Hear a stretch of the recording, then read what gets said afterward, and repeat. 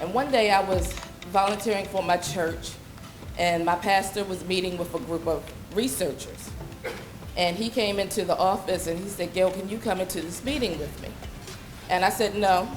And then he actually said that it was a meeting with the director of University of Maryland Patients Program, and he was a researcher.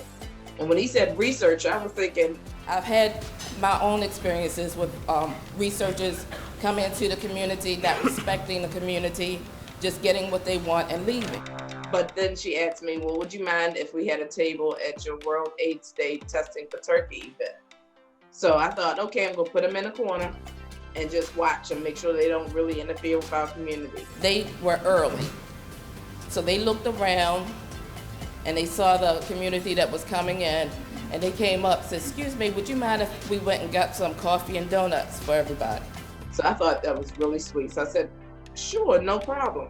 And I got involved in other things that was going on. And then something just said, wait a minute, what are they doing with the community? You forgot to check on the patients program. I saw them sitting with the community, not just sitting with the community, but actually touching the community. Different members were sitting at different tables, listening to what the community had said. They had served them coffee and donuts, served them, made them feel special. From that point on, I was a part of Patients Program.